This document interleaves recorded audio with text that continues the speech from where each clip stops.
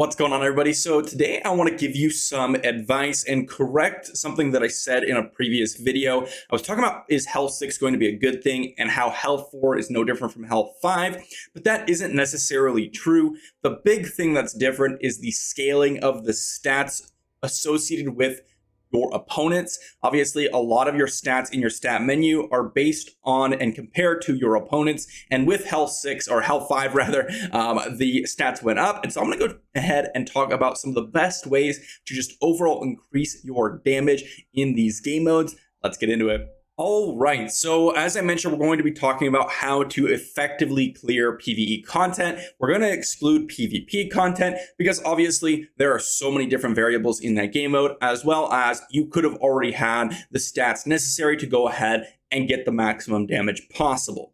Now, there's a few things, as I mentioned, that have changed. Really, when we're looking across the board, armor pen, potency, and resistance have changed massively. And there's a bunch of other things that we've unlocked as we've gotten to Health 5 here that can increase your damage. Now, this is mainly for you lower spenders to free-to-play players out there, because if you have spent enough money or if you focused on your secondary gems a bunch, you have already gone ahead and acquired enough stats to where this doesn't matter at all. But you newer players, this does matter quite a bit. So we'll be talking about additional attributes and secondary attributes. But first, I just want to mention Paragon trees. Now, I will probably have a more in-depth video on this in a bit, but I wanted to just showcase what my Paragon tree setup is currently. So I, as many of you have noticed, gone for full damage. Now, this is something that I mentioned in a previous video. You can see I've gone for all the damage nodes in the game.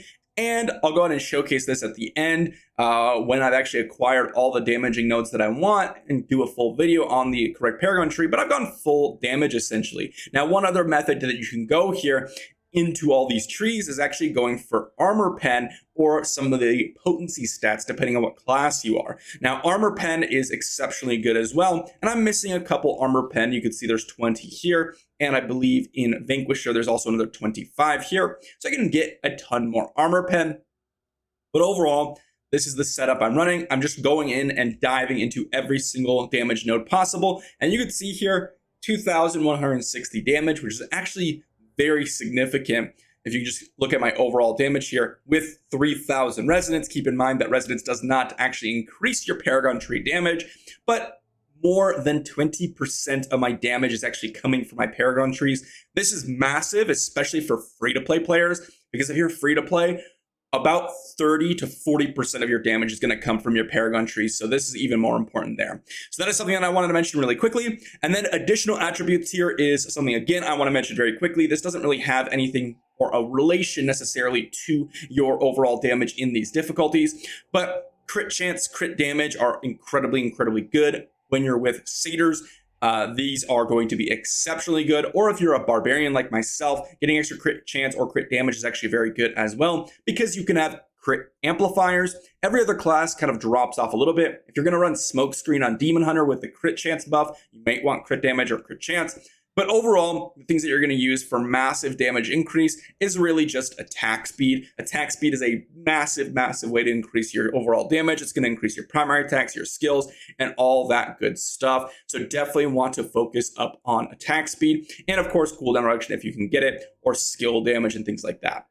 So now that all that has been said, let's talk about the kind of relational stats in the game in combat rating, armor pen, potency, and resistance. So starting off with the combat rating here, in Health 5, the combat rating is 5025, so 5,025 combat rating. Once you've acquired 5,025 combat rating, you'll be on par with your enemies.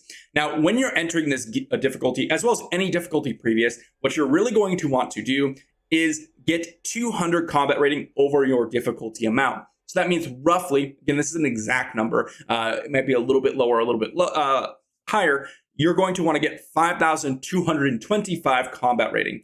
That will give you the highest and cap you out at about 22% damage increase in that difficulty. This is going to be giving you the biggest damage increase if you're a low spender or free-to-play player, or you're just accessing this difficulty for the first time. The best way to increase your overall damage is to increase your combat rating to about 200 more than the difficulty recommends. That is going to be the best, absolute best way to increase your overall viability.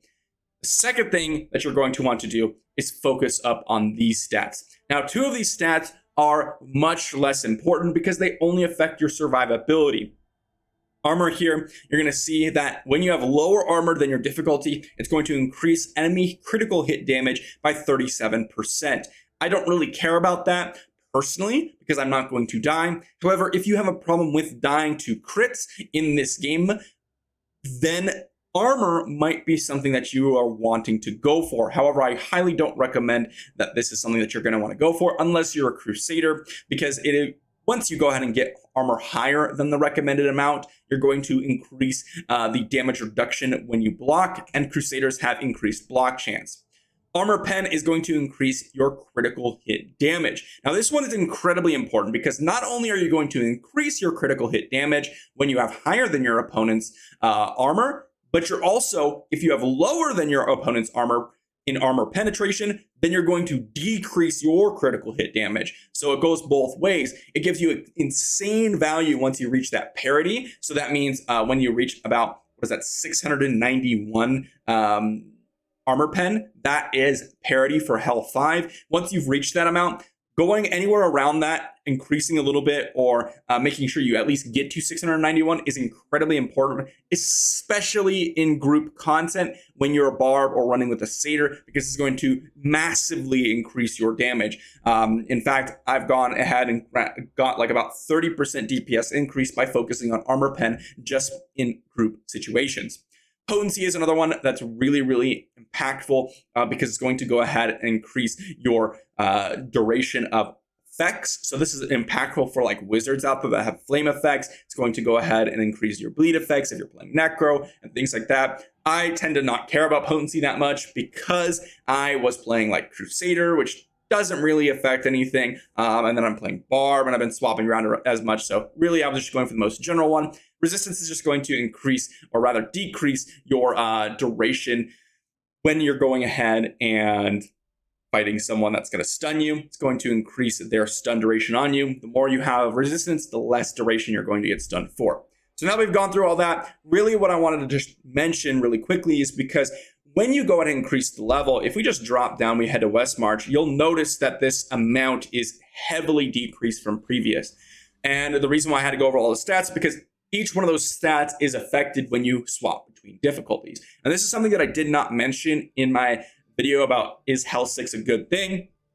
When you go to hop difficulties, you lose a lot of your viability in those stats specifically. Your damage and things like that don't really change, but your percentage multipliers for durations, for all that stuff really does change. So you can see here, now I have 249 higher than my difficulty, and I have 45% increased critical hit damage, which is incredibly, incredibly useful. If I were to go back to Hell 5, you'll notice that I will lose roughly about 20% of my critical hit damage, which is massive. So now I'm down to 29%. So that is a big, big deal for people who have a hard time getting your armor pen. And the best way to go ahead and do this is just to make sure you're using all of your normal gems here. And I actually have not. I'm kind of lazy on this. I've just been collecting it over the course of a couple weeks.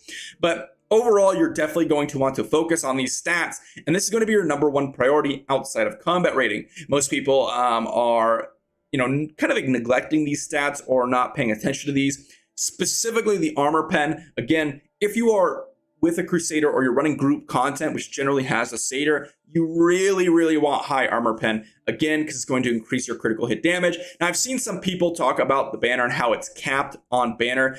This is, as far as the skill description says, and from I've tested back when I was playing Crusader, the banner skill says when you have a banner active, your critical hit chance increases your critical hit damage up to 200%. And your critical hit damage drops from the normal amount, which is 150%, down to 135%, okay? Which is incredibly important. Sorry, not 150%, 200% to 135%. And the extra critical hit chance you have increases that back up to the normal amount.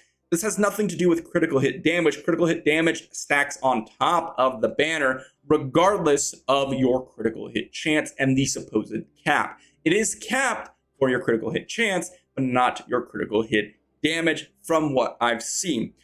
And that is incredibly important because, again, you really want to get high critical hit damage and all that good stuff when you have Banner active. Again, I've tested quite a bit of this in my own group content when I was playing Satyr and when I was playing Wizard and Necro. When I was increasing my armor pen, I could definitely see a clear difference. And it's even, despite, let's say it was even capped, it is difficult to reach that 200% regardless, unless you are playing a Barb who has 50% critical hit chance immediately. You're going to be hard pressed to go ahead and cap that out regardless of you. Let's say it was capped, which from what I've experienced is not, but I would like to go back to Satyr and test it out myself because it is something hard to test with someone else because I can't really see their damage numbers, so I would have to get a lot of clips together. So hopefully when I swap maybe at some point back to Satyr, I can go ahead and test this more thoroughly. But this is kind of what I've experienced as someone who's been focusing on armor pen since pretty much Wizard time and late Crusader time. I've been really heavily focusing on my armor pen. So just some advice and some ways to overall increase your damage in these difficulties. Again, I did mention in that video that there really isn't any difference between Health 4 and Health 5. And I clearly missed this incredibly important point to increase your overall damage and damage that you just normally lose when you're swapping difficulties. So I can't remember who placed that comment because I was just scrolling through it, but whoever mentioned that is absolutely right. And it's something that you should definitely think about when you're swapping difficulties because you do want to get those stats higher. And a good way to do it is actually in the Iban Font Sanctum, going ahead and getting your gems there and increasing your stats there. So thank you for watching. If you did enjoy, be sure to like the video, sub to the channel, and I will see you for the next one.